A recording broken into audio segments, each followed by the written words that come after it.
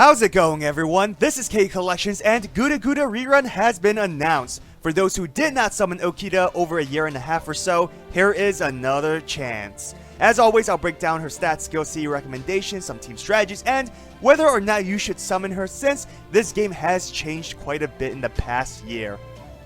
Okita has the third highest attack stat out of the current 5-star sabers, lower than Arthur and Altera, but higher than Musashi. This means her HP is low, the lowest for the 5-star sabers more specifically.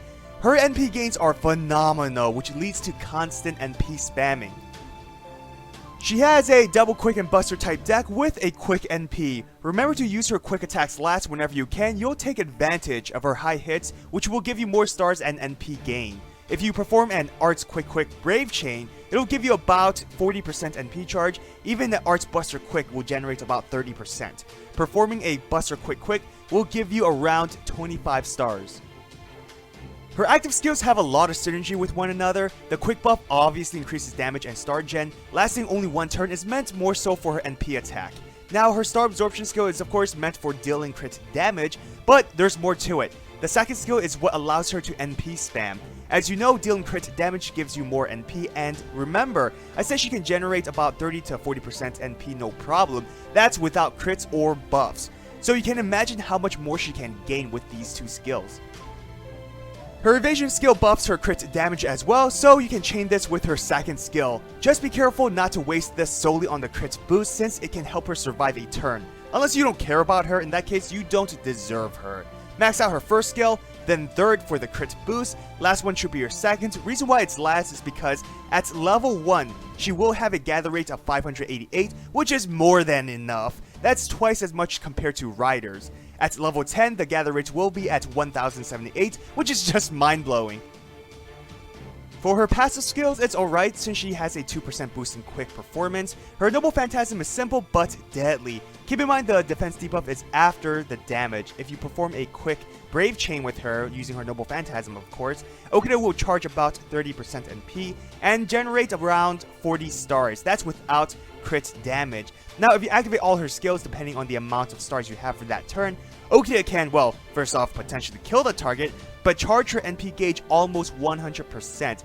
Now if you perform a NP Arts Quick Brave Chain and crit with her attacks, you can actually use consecutive NP attacks because that attack alone will charge 100%. And don't forget, because you boost your quick performance and dealt crit damage, you'll create almost 50 stars to use next turn. CE recommendations, it's obvious you want to boost her quick performance. I'd go with Holy Knight Sign because you will crit with her a lot. You'll also spam her NP attack often, so boosting that is a good idea as well. Dangerous Beast is meant to help Okita on turns that she doesn't attack. Let's say you have other damage dealers you want to prioritize. Generating a few stars consistently every turn will help. Moonlight is amazing if you want her to generate a lot more stars. Now, Heated Sands gives her more consistency for dealing crit damage. Her star gathering skill is only for one turn on a 5-turn cooldown, 7 turns if you don't level the skill. With this, her gather rate will be at 490, meaning if you have rider servants, they won't affect Okita as much. For team builds, this team offers a lot of consistency for generating stars since it's so quick focused. It's also meant for killing Lancer bosses. Dantes will take care of any non-Lancer enemies, making this team reliable even for quests with mixed class. Now, survivability is a huge issue, and Dantes will have the lowest priority for stars, while the Sabers fight over them, resulting in some problems with star absorption. Dantes, like I said, is here to deal with any non-Lancers. Also, he's great for wave clearing. His command cards matches Okita's, making this team more consistent. He's also a star generator, and let's say you need a lot of stars for the turn. Dantes can create 10 to 20 stars instantly for use.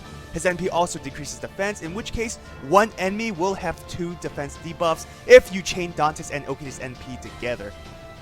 Caesar is here for support. His crit buff is meant for Okita, which also buffs her star gen, allowing her to easily create more stars. Like Dantes, he has the same deck as Okita, giving you even more consistency.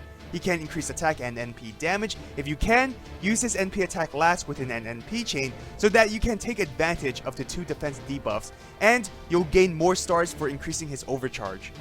Now, this team is really expensive, clearly not meant for a fish.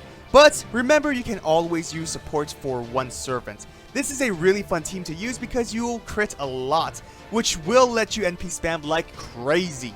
NP survivability is also strong thanks to Okita and Jack having evades, while Waver can decrease NP charge. Because there's no AoE NP attacks, facing waves of enemies can be a hassle.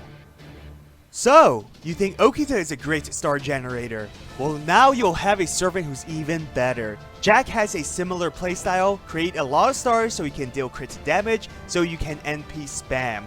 Like Okita, Jack can buff her quick performance, but also remove a target's buff, which helps a lot if they use, let's say, invincibility, evasion, defense buff, or guts. If you chain their NPs together, Okita's will decrease defense first. If it's a female enemy, Jack will deal more damage thanks to the overcharge combined with the defense down from Okita. Waver can increase either servant's crit damage. Of course, the defense and attack boost will help. His high NP charge can be the difference between you performing consecutive NP attacks each turn or not. Jack and Okita won't always fully charge their NP gauge from their attacks, so you can either hold onto Waver's skill until after they use their noble phantasms, then activate his skills to allow them to use their NPs again, or charge their NPs right away so you don't waste time with normal attacks. Basically, Waver gives you a lot of flexibility on spamming noble phantasms.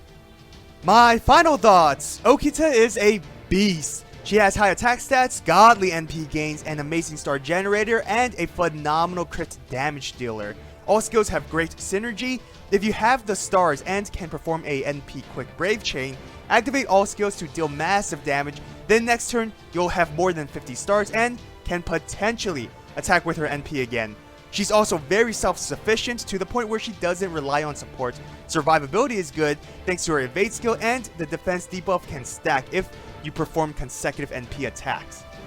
There are some weaknesses. One would be most of her skill effects lasting one turn. Now, this doesn't mean her cooldown period is bad since she can generate a lot of stars in the process, but you will have to wait a few turns to perform any combos. Another weakness is that her crit damage buff is connected to her evasion, therefore you have to sacrifice one ability for the other. So, is Okita still amazing even after a year? Absolutely, she's worth going full whale mode on. Sell your freaking kidney for her, she's totally worth it. Once Skydi comes out, holy shit! Special thanks to all my patrons for supporting me. If you want to support my channel, check out my Patreon. So, who is your most favorite samurai servant? You all know mine, but Okita will forever be second place for me. Who's yours? Well, I hope you enjoyed that video. If you did, hit that thumbs up and subscribe to my channel for more FGO content. Follow my Twitter, Instagram, and join my Discord server. All links are in the description. Have an awesome day. Till next time.